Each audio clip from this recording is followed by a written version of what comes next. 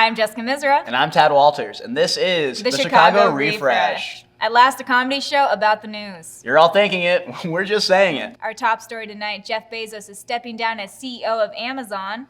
When asked who would replace him, he said that he's hidden 5 golden tickets in chocolate bars around the world. He actually stepped down due to pushback from the board on his idea for 10-hour shifts, where his employees would sing and dance, warning children of the dangers of gluttony. Reflecting on his time as CEO, he said that he started Amazon while imagining a world where Oompa Loompas had less rights. He'll also now be spending more time on his company Blue Origin, which is a direct competitor to Elon Musk's SpaceX. This is literally a rich man's space race, but only one of them has the recipe for the fizzy lifting drink. New CEO Andy Jassy said that he was excited about the opportunity and to no longer share a bed with his 4 grandparents. In local news, Rockford is getting a Hard Rock casino to class up the place. Now angry white men will have a place to go. Hit me, hit me, hit me! The casino will include a golden corral, a family dollar, and a replica Egyptian sarcophagus commissioned by Meatloaf. In standard casino fashion, the Hard Rock Casino will have no windows or clocks, just like every other building in Rockford. Question, do you think they're going to call it the Hard Rockford? If you're in Rockford for more than 4 hours, please consult your doctor. The past 2 weeks, a Reddit group called Wall Street Bets started buying stock in Gamestop to take on the hedge funds. Here to talk more about that is Deep Fucking Butt Chug.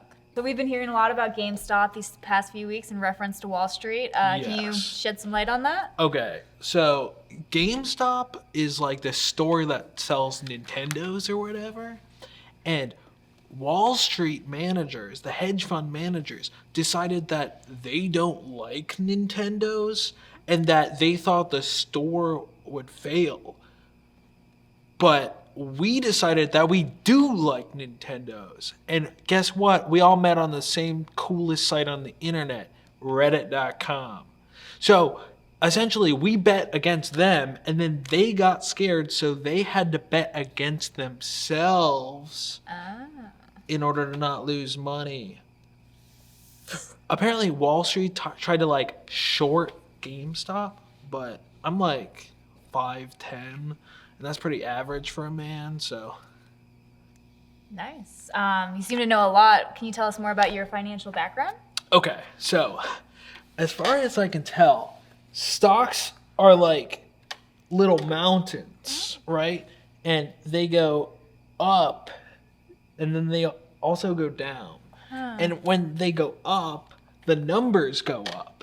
But when they go down, that's bad, because you want the numbers to only go up. That's why you diamond hands hold when they're down, so you can, oh man, yeah, put your seatbelts on, baby, we're going to the moon. So then what's all this talk of in trouble about with Robinhood? Okay, so Robinhood is like Target for stocks. But then they said that we weren't allowed at the register. But it's like Daddy SEC and Mommy Robinhood are trying to tell us what to buy, like veggies. But guess what? We don't want veggies. I want to buy my frozen nuggies. I'm sorry if I'm being too technical for you. I'm trying to get like really scientific with this. Like basically, I'm trying to moneyball money. So it sounds like you've personally invested in GameStop then. Hell yeah. And not only have I invested in GameStop, but I'm also shorting myself. What does that mean? I'm shorting myself. So if I lose money, I make money. But what if you make money? Oh, fuck. If I make money, I'm gonna lose so much money. Oh, I gotta go. I gotta call my mom and ask her for another loan. I'm sorry. Deep fucking butt chug, everybody.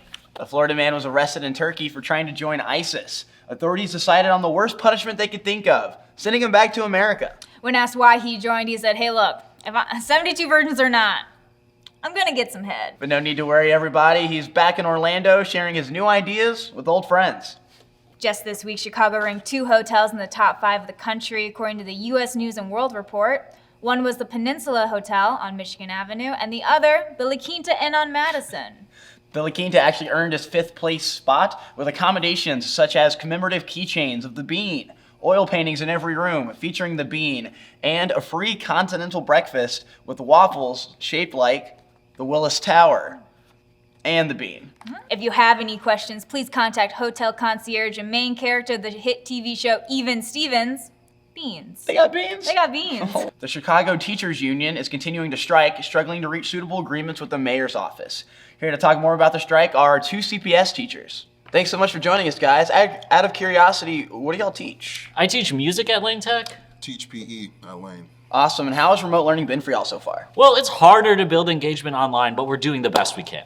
Speak for yourself, man. My students are raking in VC on NBA 2K. I mean, when we go back in person, we're going to be severely limited in the kinds of things we can do. We won't be able to use instruments, we won't be able to use equipment. So being online gives us a lot more flexibility with our students. Yeah, I set up a DraftKings account for the class. We're up $2,000, all right? This is great for my wallet. Teamwork, you know, all the greats do it. Michael Jordan, Pete Rose, Shoeless Joe. Look, no one is saying remote learning is a substitute for in-person instruction. No, I'm saying that. It's much better.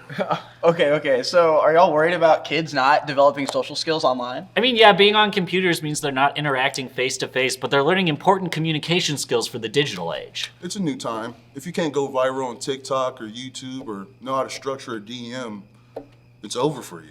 Okay, but do y'all think that the school system is handling this pandemic safely? I mean, a lot of our teachers have high-risk family members, and I don't think anyone should have to choose between their job and their loved ones. Do my work, do my wife? How are you gonna force me to do my wife? Okay, thank you so much for joining us. All right, thank you for having us. There's been a recent uptick in carjackings in Chicago, most of them Jeeps, which begs the question, is it really a carjacking if there are no doors on the car?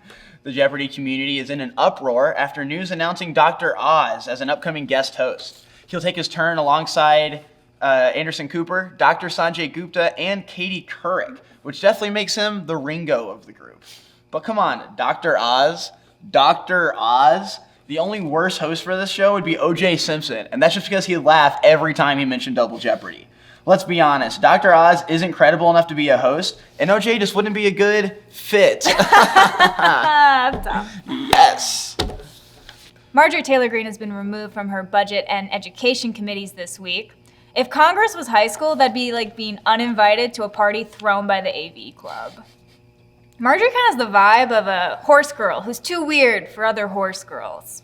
Look, I said it before, I'll say it again. You can lead the horse girl to Congress, but you can't make her believe in the government. Meanwhile, AOC is the popular girl. Her recent Twitch stream just garnered 250,000 views, finally giving her an answer to the question, how are you gonna pay for that? By selling her own bathwater. To who? Ben Shapiro.